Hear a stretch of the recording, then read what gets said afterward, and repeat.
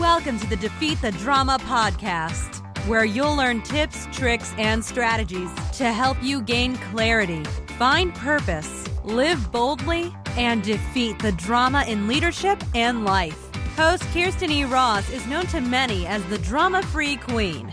She is the undisputed expert of transformation. She'll move you from resigned, resentful, and overwhelmed to focused, engaged, and empowered. Welcome to the Defeat the Drama podcast. I'm Kirsten Ross, your host, and I'm really excited that you're here. Let's defeat some drama. Today's topic is leadership lessons. But the lessons might not be coming from where you anticipate. I'm going to talk about leadership lessons from a 9-year-old boy. Sometimes we can learn a lot from our kids. And it helps, as I've said before, to apply kind of situations unrelated to work situations to help us gain a little clarity and maybe a new perspective.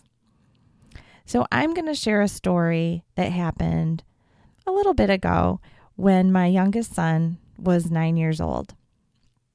We took a family trip to Kalahari, a little long weekend excursion. So if you don't know Kalahari, that is a huge water park.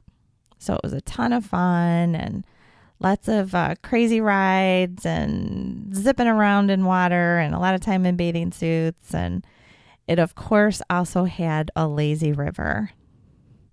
And in case you haven't experienced the relaxation of a lazy river, let me explain it. It's basically just like it sounds. It's moving water. There's a current. You sit in an inner tube. And generally what people do is you're lazy. You just relax and you float in the inner tube and it kind of bumps you along. And, everyone's going in one general direction, but your course might be changed a little bit if you bump another inner tube slightly. And then there's periodic waterfalls. And so sometimes you end up under a waterfall. Sometimes you end up going through the whole lazy river without hitting even one. But generally, people's experience of it is that they go with the flow, literally, the flow of the water, and just allow themselves to be bumped along by the current, other inner tubes, or maybe kind of hitting the sides a little bit and changing your trajectory slightly. Well, my son got a vision for doing the lazy river his own way. And he got really excited. He came to us and he said, "I've got an idea." He said, "We're going to do the lazy river my way." And he started to share his vision with passion. He said, "We're going to each get in an inner tube. We're going to hold on to the inner tube so we go through it together. We're going to paddle. I'm going to be in front. We're going to go as fast as we can, number 1 objective, and we're going to hit every waterfall, number 2 objective." Now, this is a completely different way of doing the lazy river than most people do, but this was his vision and he was excited about it.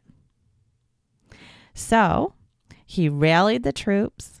We all grabbed our inner tubes, the resources that we needed, and jumped in. We held on with one hand and paddled with another. He took the lead and steered us in the direction he wanted us to go. And he kind of continued to yell out, "Move left," or "We got to head right." We laughed. It was joyful. We got really, really, really wet. We hit every waterfall. We bumped along. We probably looked crazy. But it really was one of the favorite moments of that entire trip. So what are the lessons, the leadership lessons that you can learn from this little story? First, he really did take on a leadership role. So number 1, he had a vision, a very clear vision, and 2 specific objectives. Go as fast as we can and hit every waterfall. And there were a lot. This is one of the longest lazy rivers there are, I think. So he had that very clear vision with specific objectives. He was passionate about his idea. So even though he was going off the beaten path and creating something that most people don't do in a lazy river, he was passionate about it. He had full tenacity. He was going to make it happen. He engaged us.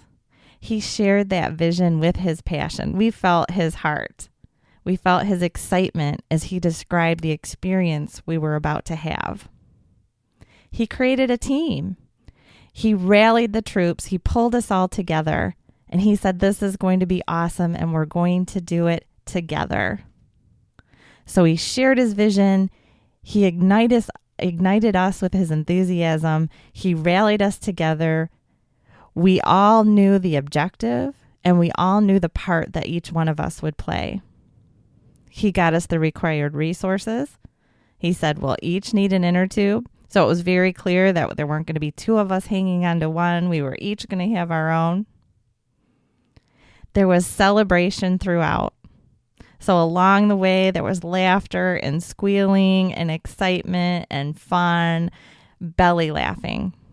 And at the end, high fives. We did it. We created this great shared family memory. So what were the leadership lessons? And how can you apply this in your business as a leader? 1, do you have a clear vision with specific objectives that your team should be working towards? Do you have a passion for the outcomes you're creating? Can you get excited and enthusiastic as you share with your team? Share clear expectations, the roadmap for where you're going. What are you working towards? Do you pull the team together and rally the troops with that enthusiasm? Create that shared vision. Ignite everyone with your enthusiasm. Do you make sure that your team has all the resources that they need to meet the stated objectives? So what all do they need, and do they have it? And are you celebrating and having some fun along the way? Some quick high fives, maybe a little laughter, some good jobs, and then a little bigger celebration at the end, along with some shared memories and a great exercise in success together as a team. So I hope you've learned a few leadership lessons from a 9-year-old boy. See where you can apply these same strategies in your own business. Thank you so much for joining me today. If you found value in today's podcast, I would really appreciate if you could follow through with the 3 S's. 1, subscribe so that you know when new podcasts are coming up. 2, submit. I will have a Defeat Your Drama segment in future podcasts, and you can submit your own leadership or drama challenge with a question. I'll be answering those and providing specific customized solutions to your questions. So submit your questions. Also, I would love a review. Again, if you have found value and could add a review to iTunes, it will help other people find the value in this same podcast. And 3, support. Support this mission. I'm on a mission to defeat drama in the workplace and in life. If you know others who could benefit from the content in these podcasts, can you let them know? An email, a call, share on social media. It would really be appreciated. Again, it means the world to me that you've spent time out of your busy, busy day. There will be notes in the show notes. I'll do a summary of what I've talked about today. So check the website at defeatthedrama.com. Hit the podcast site tab, and that's where you can submit your questions. You can submit a review, and you can also subscribe. Have a wonderful day, and I'll talk to you soon. In the meantime, don't let anyone steal your focus or zap your joy. Let's defeat the drama now.